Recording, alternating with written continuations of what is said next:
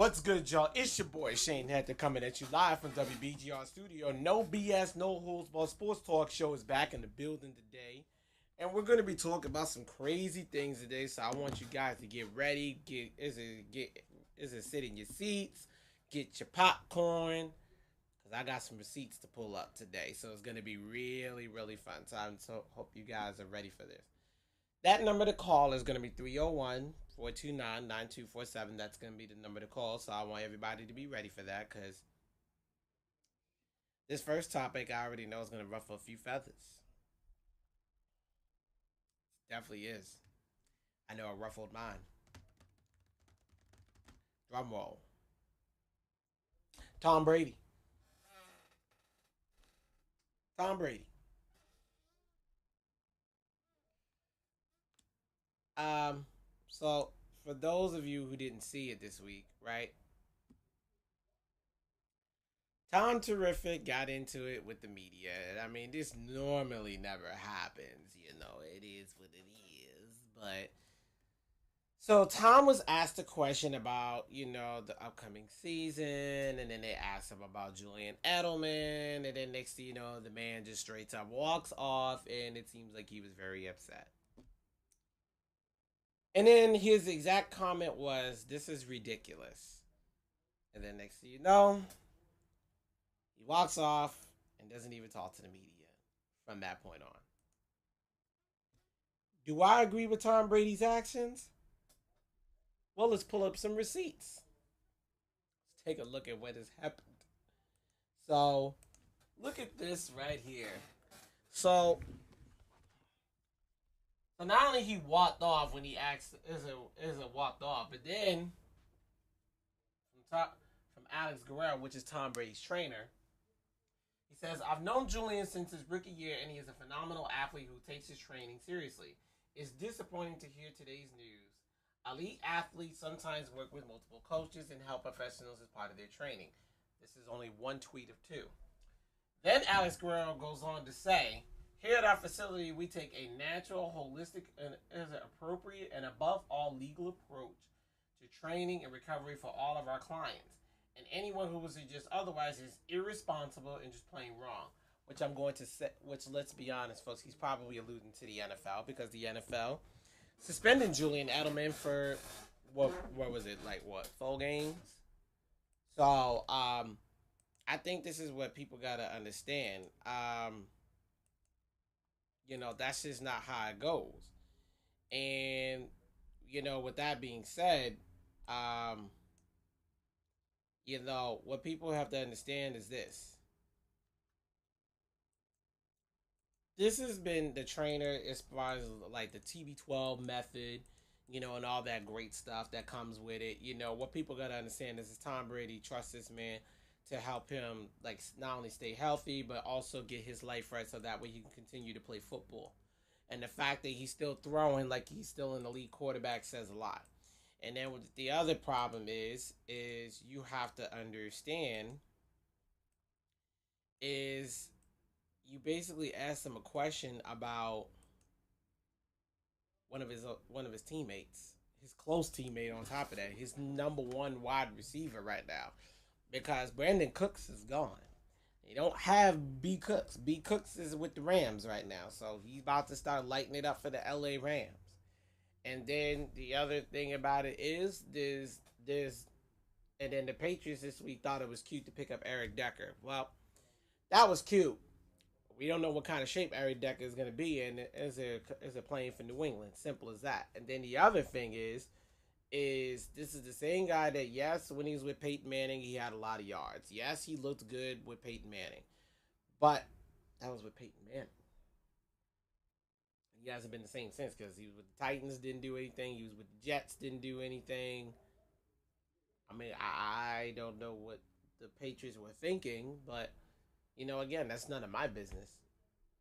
Just saying. So it's just something for everybody to think about, and I know somebody's probably gonna comment and say that Tom Terrific is being a crybaby and all this other stuff. And what people gotta understand is even though that's the case, I don't think it's the case that Tom is is a crybaby. I don't believe that. I do believe that when people ask him questions, that you should know for a fact that like it's gonna be very touchy for him. And I get it; those questions got to be asked. But you should have known right then and there that he was gonna get up and walk away because like that ain't got nothing to do with Brady. But you're trying to shame his brand. You're trying to shame what he does, and and things of that nature. So you can't exactly just expect Tom to just sit there and take it. Just can't.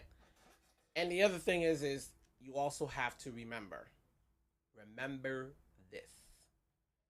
The thing is, ladies and gentlemen, is this is the same guy who, everybody always talks about this, and I just think it's just kind of unfair, is Julian Edelman has always prided himself on being a good player. He's always prided himself on following the rules, things like that, right?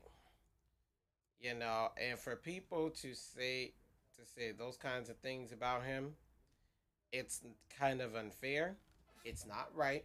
And you also got to remember that you can't just do these kinds of things without consequence. Because Tom Brady, for these first 4 games without him, is going to try to find a way to, win games. That's just what it is. He's gonna find a way, whether people like it or not. So, I mean, but then again, that's none of my business, And what people gotta understand is this: Tom Brady's gonna still be the GOAT. Tom Brady's gonna make sure that he wins games, with or without Julian Edelman. But when they get Julian Edelman back, have fun trying to stop this team. And I won't be surprised if he still makes 1,000 yards this season. I won't be surprised. Just because he's not going to just lay down and let it happen. And the other thing is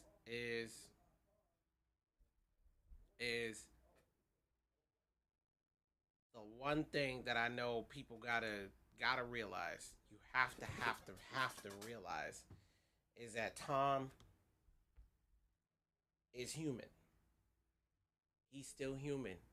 He can still get upset at things. It's still gonna bother him that his teammate is not gonna be able to play for 4 games because of a little discrepancy, a tiny discrepancy that could have easily been mitigated by some simple paperwork.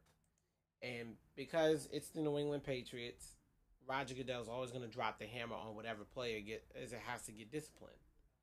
Because any other player, let's be honest, he's not going to do it. Because look at Le'Veon Bell. Le'Veon Bell should have been suspended for at least 6 games out of a season for having multiple instances of weed, but finds a way to get it reduced to like 2 or 3 games. That tells you everything. Shows you the bias of Roger Goodell. But for Tom Brady, I get it. The TB12 method works. Because clearly you're still in the league. And I wouldn't let anybody stop you from doing what you do best. So, and football season is already back because the Hall of Fame game just happened. So now we're going to see the first preseason game between the Redskins and the Patriots and see how that goes. Although Tom probably won't play. But we'll see some of those backups play and how that team is going to look, offensively going into this season. Real quick, folks, I'm going to take a quick commercial break. When I come back, we're going to talk about your man. We're going to talk about somebody who said some crazy things this week. So don't go anywhere on the No BS Show.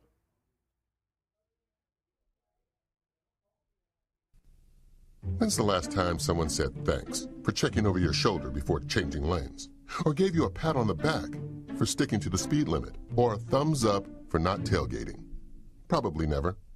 Which is too bad considering safe drivers make the roads safer for everyone. That's why Allstate appreciates safe drivers like no one else. And they show it by saving you 45% or more, along with giving you safe driving bonus checks, deductible rewards, and extra discounts with the DriveWise app. So the next time you come to a complete stop in an intersection, ask yourself, Why haven't I switched to Allstate? The Brandeo Insurance Group, your local DMV Allstate agent, can help you save 45% or more for driving safely.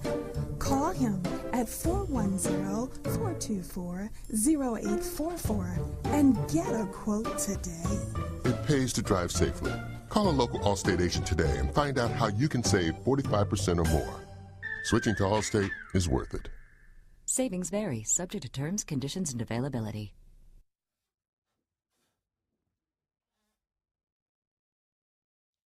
And I'm back, ladies and gentlemen.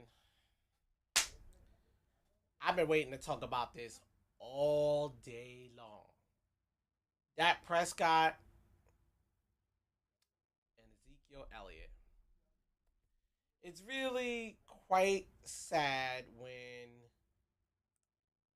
you see two guys who are arguably some of the best athletes in Dallas Cowboys history pull the stunts that they pull. I mean, that's just what it is. I still can't believe that these two men had said the things that they said. In fact, we're going to pull up some receipts on that real quick because I want people to see exactly what these guys said. So let's take a look because this is just funny to me. Prescott said last week, and is it that he understood the reasons for the protest, but it was wrong time and wrong venue. There's an issue with that. And then he repeated to Hill that he's ready for the next step, joining Eagles safety Malcolm Jenkins and others in taking action. Prescott also clarified he wasn't suggesting Colin Kaepernick and others who have protested during the anthem were already working in their community. This is a problem right here. Let me tell you why. Because his initial comment was that not only was the wrong time, wrong venue, but that nobody should be taking a knee during the national anthem. So here's the issue with this whole little spiel right here, right? So let me make this as very clear as I possibly can. Dak, nice try. Nice try. Nice try and trying to cover yourself. I get it. Because you know that if you make Jerry Jones mad, there's a chance you might get benched. But then you know also if you don't listen to Jerry Jones, you know you might get benched. I get it. Because you don't want to piss off the black community, but then you don't want to piss off the owner either. So I get it. You know, you had to say things in a certain way in order to cover yourself. And I understand it. Don't get it twisted. Like, nobody understands more than me. You know, you do what you got to do to keep your job. Nobody understands that. Wait, wrong. No, I don't understand it. My bad. I don't. Sorry. You're going to really conform. You're really going to sit here and actually let this man dictate to you exactly who you are and what you should say and what you should not say while you're on his time. I understand it, but still. So it looks like I got a caller, so give me 1 second, folks. Caller, you're live. Hello, how you doing, Shane? I love your show. How you doing? Who am I speaking to? This is Mr. Unregulated. This is the co-host of the Stubbs Show. Oh, okay, Mr. Unregulated. Nice to see you, man. Yeah, Mr. Unregulated. You know what? My problem with this is that, man, you know, this is the land of the free, the home of the brave. I mean, we have the liberty for you know, our own happiness, and we should have that freedom to do as we please in positive and productive and nonviolent protest. So I don't see what the big issue is. I mean, this is what I want to do. There are issues that, you know, I think need to be addressed. So this is my way of getting attention or having someone to recognize that, you know, this issue needs to be addressed. It is a shame what has happened to Kaepernick. It's just you can't even begin to explain what has happened to him besides the fact that the NFL owners are one. Right. Well, it's funny that you say that. So, a couple of months ago, I was on the Armstrong Williams show. Now, if everybody knows who Armstrong Williams is, he's a very, very conservative African-American, right? I was on his show, And I remember he said to me that it's okay to protest, but not on my time. Here was the problem with what I had with what he said, because it's funny that you bring in a lot of this up. So first off, the Constitution is your First Amendment right to free speech. The Constitution doesn't state when you should exercise your right to free speech. It just says you can exercise your right to free speech. So my whole issue with this whole situation is these players don't realize that their rights are being violated. That's my issue. Right. They don't even realize their right to their constitutional right to being violated, and they're letting these owners continue to violate their rights. But Kaepernick decided to not, and also they're also violating the CBA over and over again, because this to me is probably the ultimate collusion at its finest. It actually states in Article 17 that if you are proven that, I think it's like 4 or more I think it's like 2 or more clubs colluded against you in an effort to stop wherever it is you were doing. Like, say, like, for example, you're trying to join a club, or if it's hurting you from getting playing time or anything like that. If any more of those clubs do that, they have the right, the CBA can actually be torn up, and they have to come up with a whole new CBA, so it'll be terminated completely. That's what Kaepernick is fighting, because little these owners realize when they violated Kaepernick's rights, they not only colluded against them, but they also made a very intricate effort to make sure he does not get back into the NFL. And not only he's not back in the league, this man still hasn't had a job. And I said this on my last show, this man has been without a job for almost 500 days, which is literally almost 2 years. Right. Shane, I just got a question I want to ask you, and I'm going to hang up and listen to you. Well, 2 questions. What do you think the long-term outcome of this Kaepernick thing will be? Will he be compensated, and how much he will be compensated?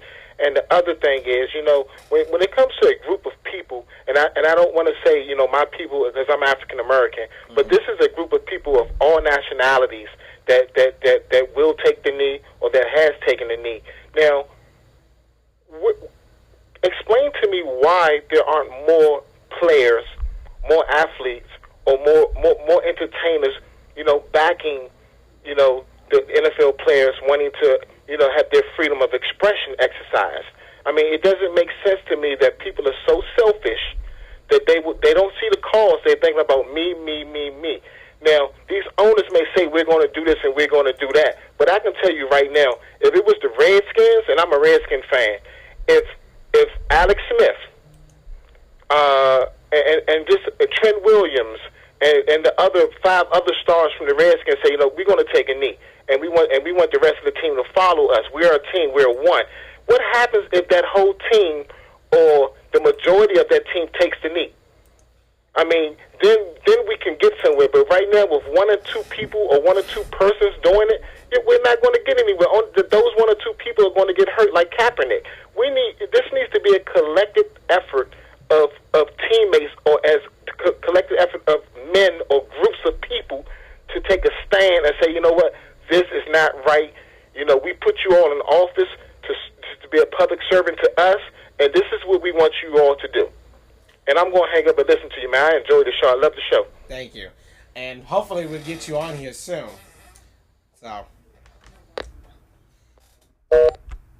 So to actually answer Mr. Dana's question, Mr. Unregulated, to answer his question, the 2 parts that he talked about, like how much Kaepernick would be compensated and how much he would get out of this whole situation with the CBA and things like that.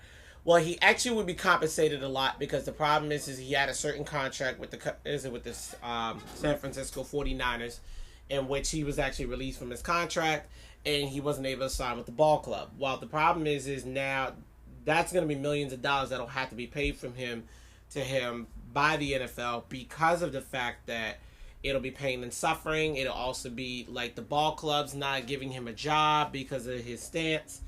And he stands to make significant compensation. And then also he will be able to fight for players' rights, because of the fact that the CBA at that point will have to be terminated, due to the fact that in Article 17 of the CBA, it states that he cannot the NFL cannot collude against a player in an effort to stop him from getting employment with a ball club.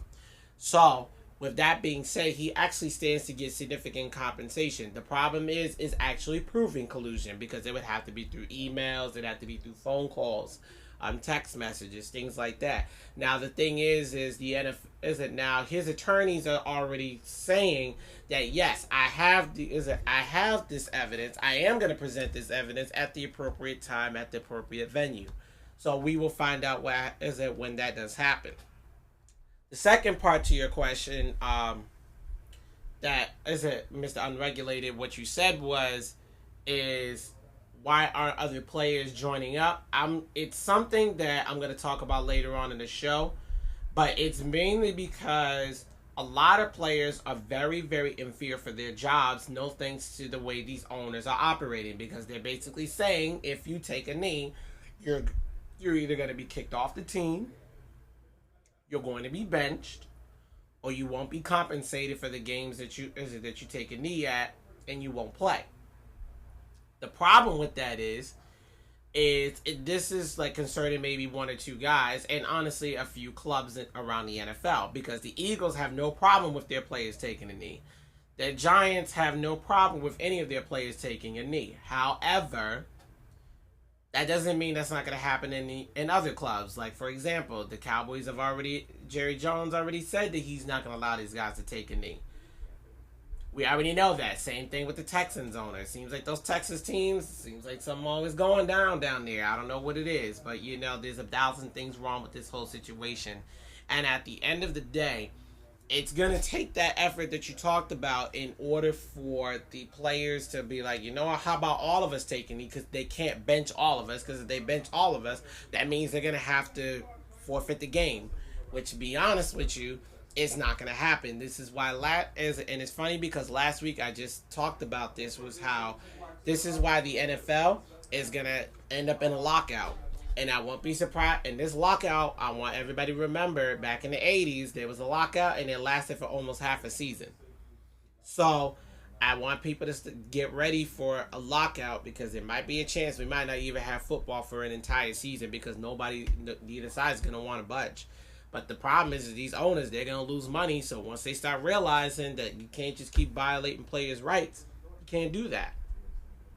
They have rights under the U.S. Constitution, and they have rights under the collective bargaining agreement. And then the NFLPA, they already filed a grievance against the NFL for the national anthem policy. So we're going to have to see how that goes as well.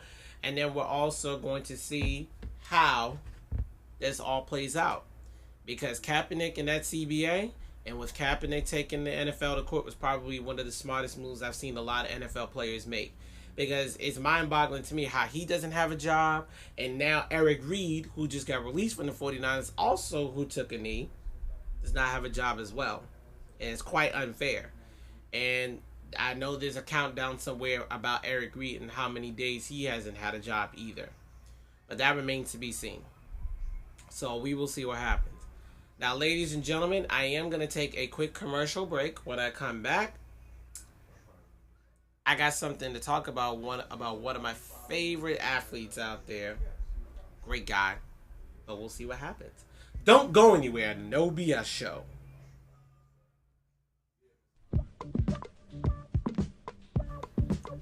It's the new, all-natural, family-friendly pharmacy, Family Choice Pharmacy, located at 8313 Annapolis Road, New Carrollton, Maryland.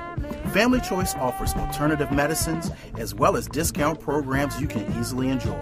Come be a part of our family at Family Choice Pharmacy, as every family should know their pharmacist. If you're looking to join the family today, you can reach us at 301-577-1212 at Family Choice Pharmacy.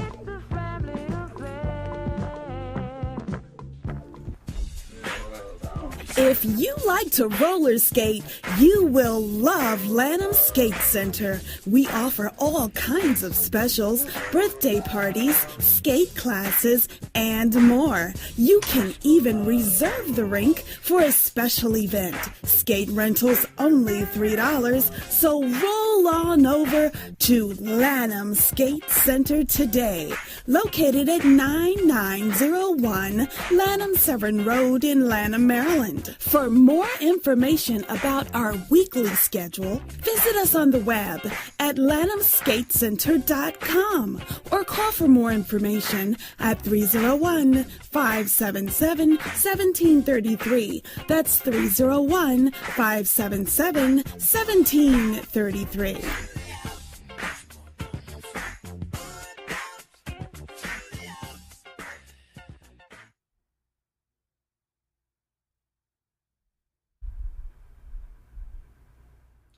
And I'm back, ladies and gentlemen. NASCAR. I gotta talk about this because a lot of you who know me know I love my NASCAR.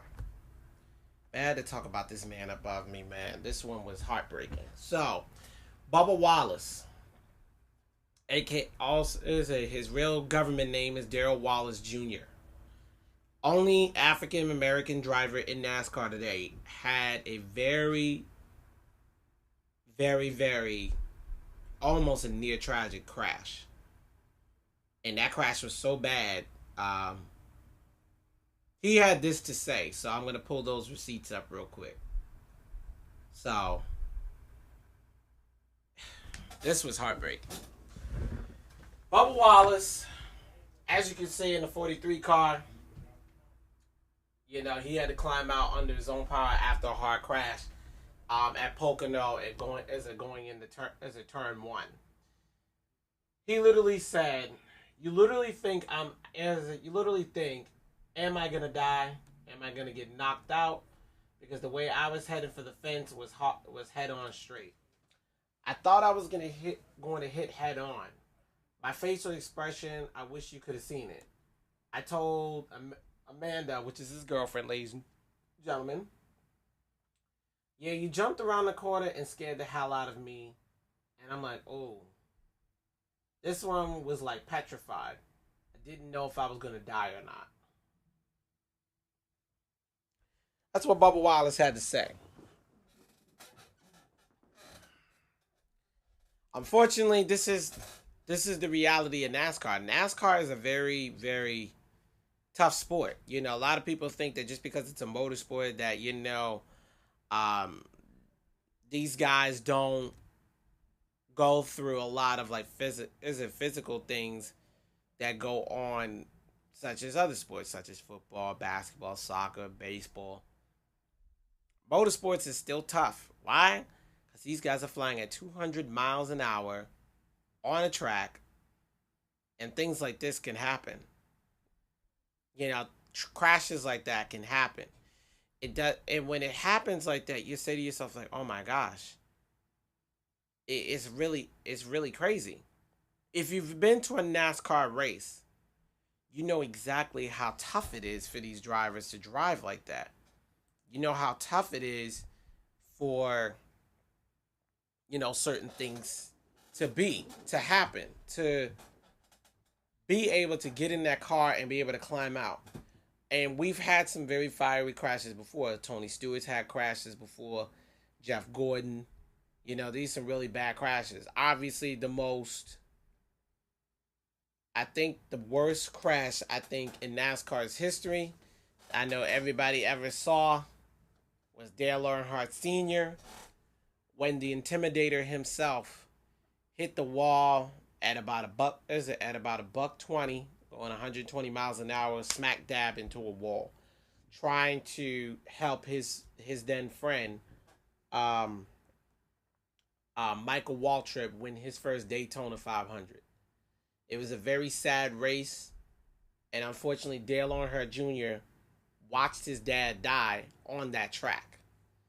And NASCAR is a very, very tough sport. Now, the thing is things have changed since then. You know, NASCAR's put in a lot of rules because they don't want to ever see another Dale Earnhardt as a senior ever happen again. You know, now guys is it got different types of cars now because the cars are different. You know, you've got Toyota, Chevy, Ford. Those are the three main cars that is car companies right now who manufacture race cars for NASCAR, and they also, if people know this, is they put in a lot of safety regulations. So like a lot of cars like have different type of tires. They also put in a new type of roll cage that like if these cars happen to keep flipping on the highway, on the track. Yep. Looks like I got a caller. Give me 1 second. Caller, you live. Hey, Shane, I see you talking about Bubba Wallace's accident on Sunday. This is Daryl, by the way. Hey, how you doing? I'm doing well, and that accident was probably one of the worst I've seen at Turn 1 since the 2010 incident you mentioned with Jeff Gordon when he lost the brakes, went in on the driver's side. That accident actually caused Jeff some back problems that lasted till the end of his career, basically. Right. And when Bubba hit that wall, I was watching the race on TV, and I jumped up where I was watching. And race fans, if you're listening, you know when you see an accident that hard, right, it is like forever until that window neck comes down. And the longer it was taking, the more you start thinking the worse. And I think NASCAR and I think the University of Indiana, who came up with the safer barrier, for all the advancements that they've done, because you and I both know 30 years ago is a much different conversation today. Oh, yeah, definitely. And that's why I brought up Dale Earnhardt Sr. because, you know, I was a young kid at that time, but I remember that crash like it was yesterday because, you know, Waltrip, he wasn't able to get his first Daytona 500. But when I was watching, I'm like, this man is, and that was arguably one of the best races I've ever seen any driver ever race, because this man was blocking off other drivers from overtaking on Waltrip, and it was like, come on, baby, come on, get down that stretch. But when he got into turn 4, I was like, all right, Waltrip got it. But then when he tried to ward off, I think it was Sterling Marlin. Yeah, that yes. The last 10 laps, that was Dale Earnhardt Sr., the businessman, because he owned both of those cars, the 8 and the 15, on his own team, DEI. So he was blocking up a storm to protect his son and his good friend, Michael Waltrip, to keep the 1-2 in order. And unfortunately, contact with Sterling Marlin in turn 4 ended his life. And it's sad that he had to go that way, but I don't want to pose this question. Do you think if we didn't lose Dale that day, do you think we would have still been as apathetic towards the safety of the sport that we were back then? Because we didn't have half of what we do now.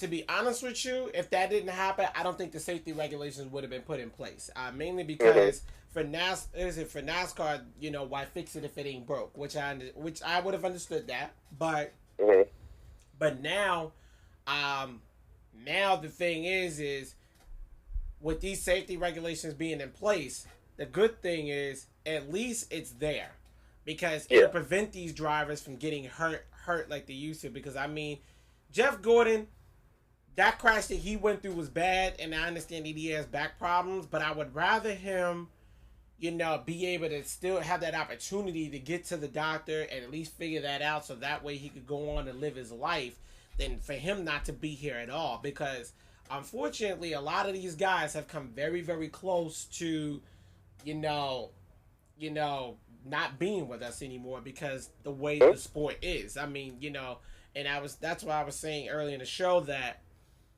what people got to understand about NASCAR is a very, very tough sport. It's not as easy as everybody makes it seem like, just because it's not that physical. It's physical, but it's also very mechanical, obviously, because of the vehicle you're driving. But what I say to people is this: when you see crashes like this, it makes you realize like how tough this sport is for these guys. And on top of that, they're already going to be hot as can be in those cars anyway, because first of them cars are not well air conditioned. They're not. No, they're not. Back in Chicago, I think it was Justin Allgaier, during the Xfinity race, they had a thermometer in his car to tell the temperature. The thermometer got up to 150 degrees and then just shut off because it was that hot in the car. So these guys are going through a lot, and this is really the only sport that I can think of left where the specter of death is still hanging around the sport. And that's why a lot of these series, we pray before every race, keep everybody prayed up, because you don't know if you're strapping into this car for the last time. Exactly. And it's like, you know, in NASCAR, again, they've taken steps to try to help those drivers, you know, cool down. So they put an air conditioning unit in, like, the top of the helmet that feeds into the driver's fire suit. Because those fire suits, they're very strong. I mean, I have to say, like, the guys who designed those fire suits, they done a really excellent job in making sure those fire suits are nice. But it also keeps them from getting burned. But at the same time, you know, the one thing that they always have to really focus on is definitely heat stroke, because that's what people don't understand is even though that fire suit is keeping them from burning alive, they can still get hit with heat stroke, and heat stroke is nothing to play with. And the only other people on planet Earth that actually might have to deal with heat stroke a lot more often than not are firefighters, because firefighters have to deal with the same type of issues. So, and that's why with Bubba Wallace, with him talking about his experience and him thinking to himself that, dang, I really almost died today, puts into perspective like just how fragile the NASCAR driver is in any sport today. Because football, you get hurt, you might have a torn ligament or something like that. You'll be able to walk away just fine and go on with your life. Okay? NASCAR drivers, they're not paid as much as NFL players or paid as much as NBA ballers. They're not paid as much as these guys. And on top of that, with all the sponsors that have fallen out the sport. Exactly. And exactly, that's the other issue. There's a lot of sponsors that are falling out of the sport because NASCAR is not able to keep up with the demand of keeping the fans like at the stadiums anymore. They haven't made it as exciting as it once was. So at the end of the day, this is a sport where it's tough. And honestly, for the sport to survive at this point, especially with these crashes like this, they're going to have to figure out a way to market these sport in a way that can make it not only just safe for the drivers, but safe for the fans as well.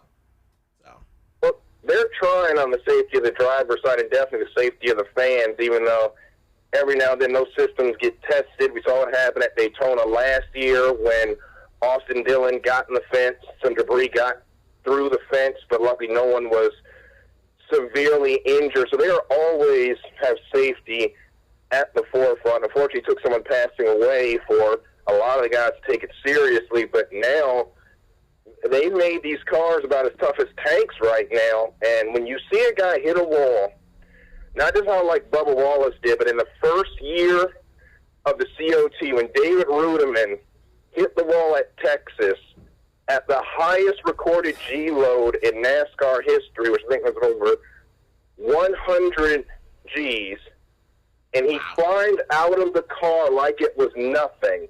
Yeah. That is a testament to all the safety improvements that NASCAR has put in the sport. And thank God for it, because a lot of drivers are still with us that probably shouldn't be since then, since 2001. Yes, absolutely. And I couldn't agree with you more. And, you know, hopefully in the near future, we're not going to see this. We won't see this again. I mean, we're going to see crashes because everybody knows that Daytona is always the big one. So, especially now with the way the stage format is, that race in Talladega, the way the Super Speedway races have been this year, probably going to be a yard sale. So, playoff race too. So, exactly. Definitely going to be some carnage during that race. Oh, yes, definitely. And thank you for calling in, my friend, as always.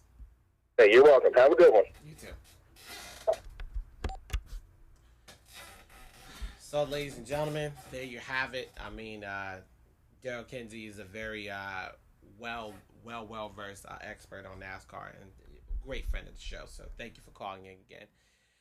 Well, quick, folks, I'm going to take a quick commercial break. When I come back, we're going to talk about one of the most interesting athletes of our time who just did some very interesting work recently. So don't go anywhere on the No BS show.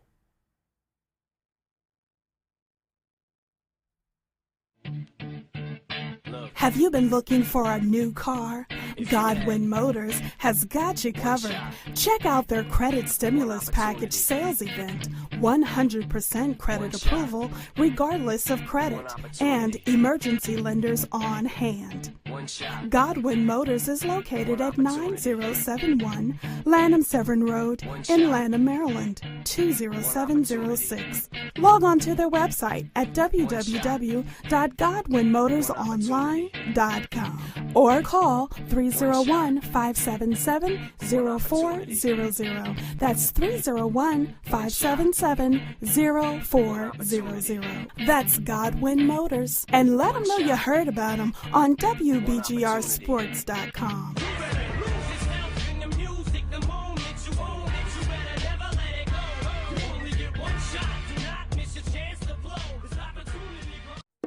Times are hard for many people in America today, but change can begin when you take action for yourself. Help is here.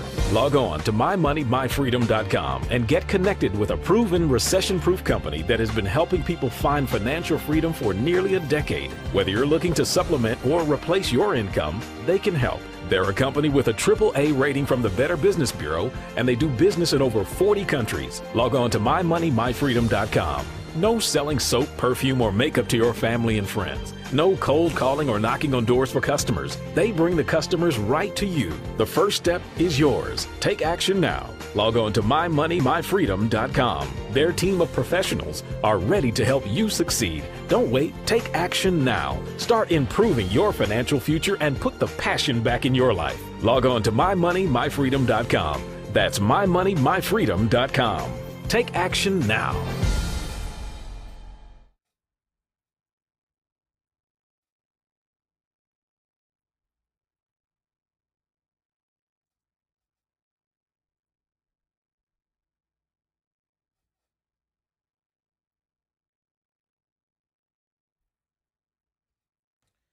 And I'm back, ladies and gentlemen. So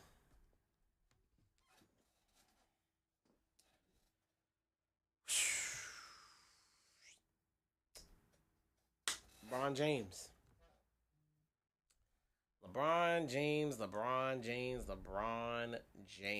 So, ladies and gentlemen, I want you guys to understand this.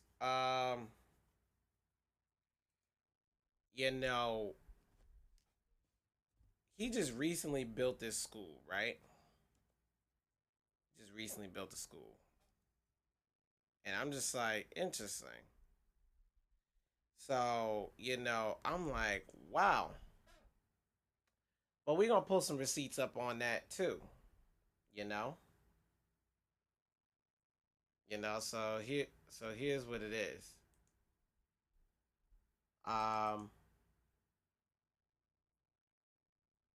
Let's take a look. So, LeBron James, free tuition, free uniforms, free bicycle and helmet, free transportation within 2 miles, free breakfast, lunch, and snacks, food pantry for families, GEDs and job placement services for parents, and guaranteed tuition to the University of Akron for every student who graduates. Okay.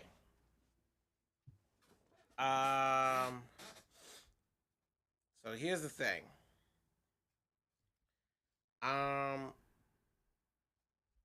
Here's the situation.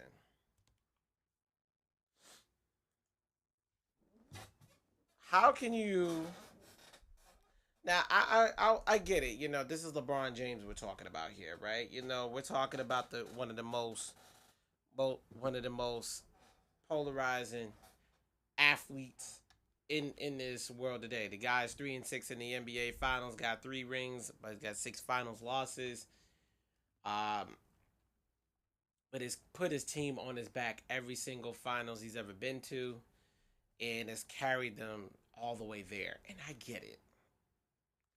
But this is the thing about LeBron James. Everybody makes it seem like LeBron James is the only basketball player to ever like do anything for their community. I mean, did everybody forget that Dwayne Wade went back to his hometown and actually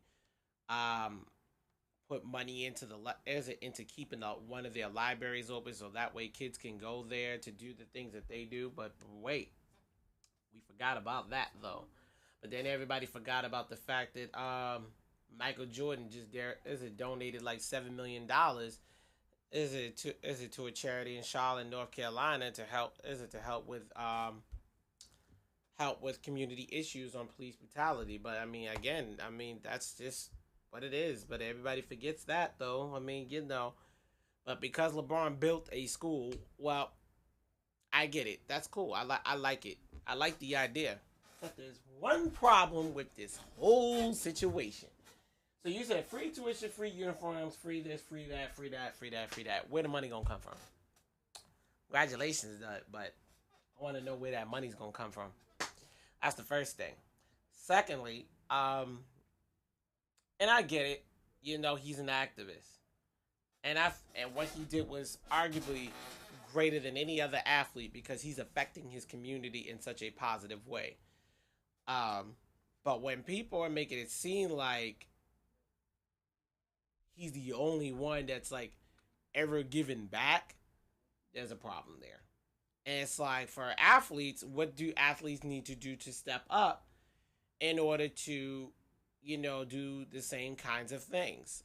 That's just what it comes down to. Like what it is. Like, there was a safety by the name of Roy Williams who used to play for the Dallas Cowboys. He used to do youth Bible study all the time for the kids that was in his area and things like that. And then also, you look at stuff like that, you got to say to yourself, what other athletes have donated to charitable causes? I'll throw out one that I go to that I've been going to for the past 2 years. Torrey Smith, wide receiver. Used to play for the Baltimore Ravens, also used to play for the 49ers, and then also is now the member of the Carolina Panthers organization. This dude went to the University of Maryland, okay? At 12, in the year that the Ravens went to the Super Bowl, he had 12 touchdown catches and over 896 yards. Yeah, he's a really good receiver. He's not the greatest, but he had a decent year. Now, actually it was 782 yards. But anyways, but Torrey Smith has a charity event where he throws a celebrity basketball game where it's a charity event that helps out the youth in the city of Baltimore City. But nobody talks about that though. So I'm kind of confused as to why everybody's making it seem like every other player doesn't really do much. Kind of is like, really, to me, it's kind of a slap in the face because it's like okay, everybody knows Torrey Smith in the DMV, but then when people make it seem like nobody has ever heard of who he was, it's like, come on now, y'all know who Torrey Smith is. He played in the Super Bowl, definitely just got another ring. He has 2 rings now, one with the Ravens, one with the Eagles. But again, that's none of my business. And I will say this about LeBron James. Miss Owens, I actually see your comment. Thank you for tuning into the show. Of course, also part of my design team. You said that LeBron is a master at his brand. He calls press conferences that are highly sought after and attended, and that's very well true. The question is why isn't it publicized about these other athletes who are doing these things behind the scenes? I think mainly the issue comes down to is why are other athletes publicizing what they are doing for their communities? And I mean, I get it. Maybe some athletes don't want to publicize it. But I do know this. When I see guys like Torrey Smith who are going under the radar, doing great things for their community, but nobody talks about it. It just makes me wonder, like wow, like just discredit what these guys have done, you know.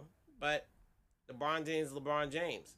And does he boast about what he's done for this community? Of course he does. I mean, why wouldn't he? Well, when I see other athletes who are doing some great things in their communities as well, but nobody's talking about it, you know, there it is. But I digress. And speaking of LeBron James being an activist, there's going to be something I'm going to talk about in this next topic. So I want you guys to hold on to your seats because I'm about to go in on this next one. So don't go anywhere on the No BS show.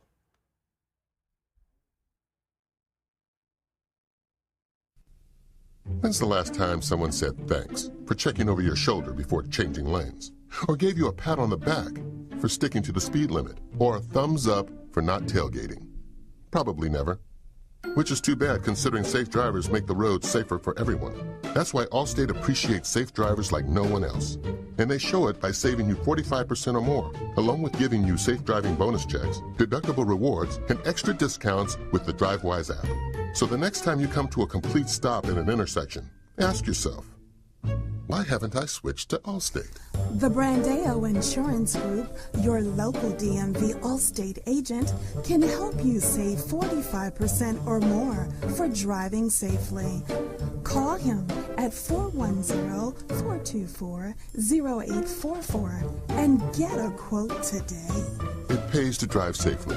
Call a local Allstate agent today and find out how you can save 45% or more. Switching to Allstate is worth it. Savings vary, subject to terms, conditions, and availability.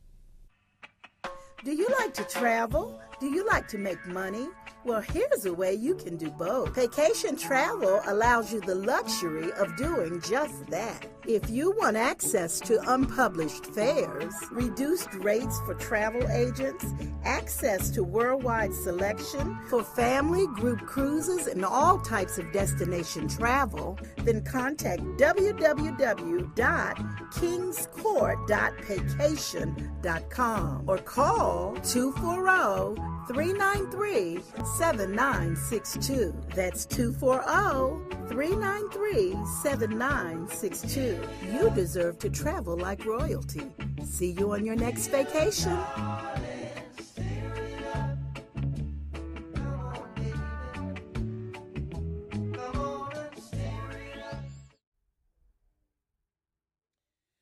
And I'm back, ladies and gentlemen. Woo! Yes. Jerry Jones again. We gotta talk about Jerry. Jerry. You just don't get it. You don't? So, the NFL told this man to be quiet. So let me just jump right into it real quick. So I want you guys to see exactly the receipts I'm about to pull up on this real quick. So, the NFL told this man to be quiet. But then there's somebody else who'd sound off on him too. My man, Richard Sherman. Sherman says the owner of the Dallas Cowboys with the old plantation mentality. What did you expect?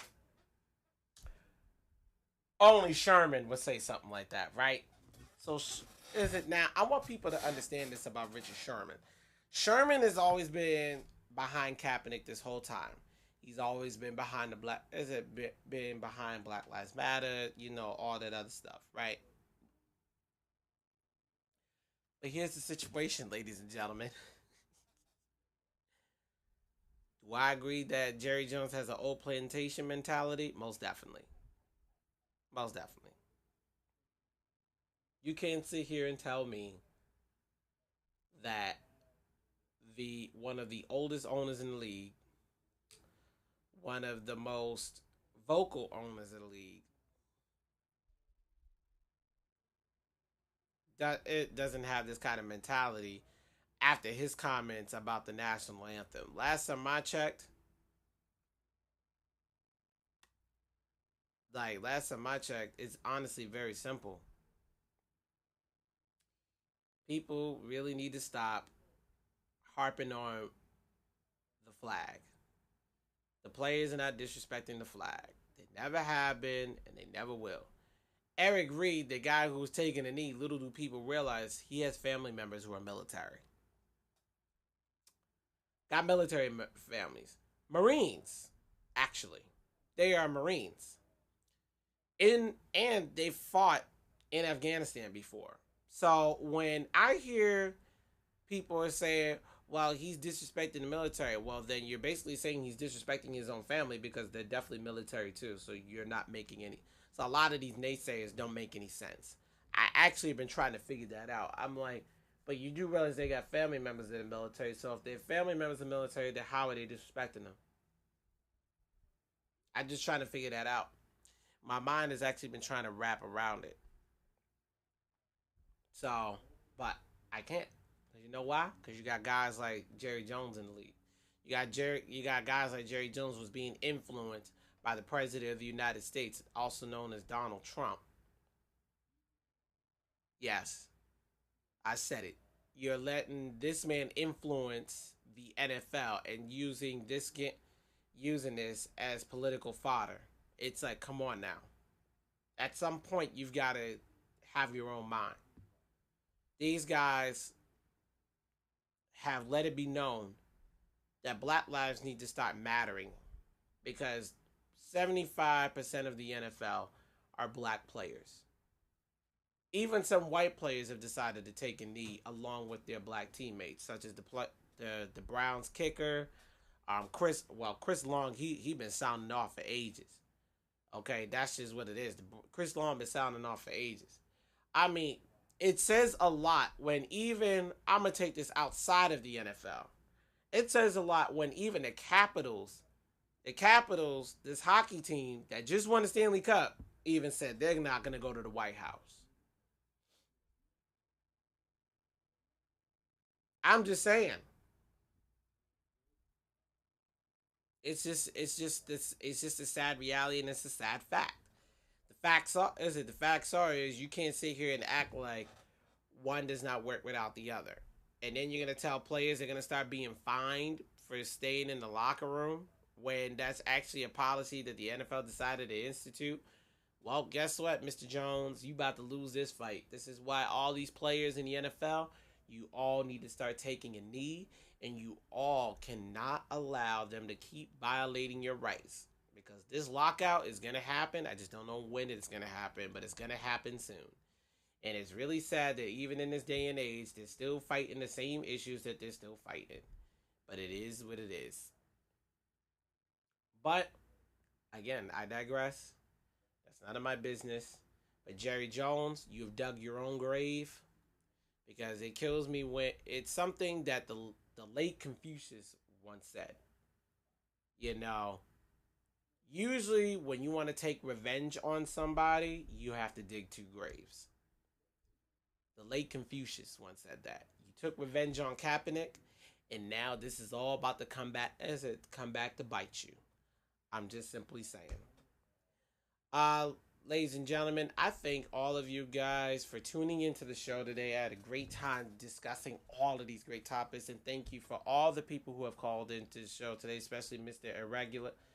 Unregulated, and also Mr. Daryl Kinsey Jr. Thank you so much, sir. I appreciate you both. So I want you guys to go ahead and go to the Facebook viewer group, No BS, No Holds Barred Sports Talk Show viewer group.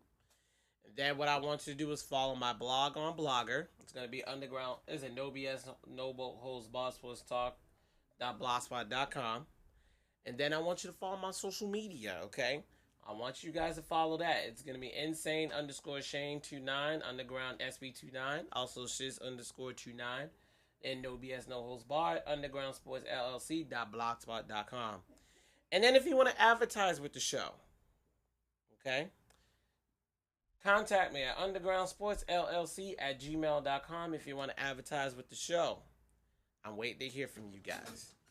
Ladies and gentlemen, This is your boy Shane Hector. No BS, no holds barred sports talk show. It's out of the building. Peace.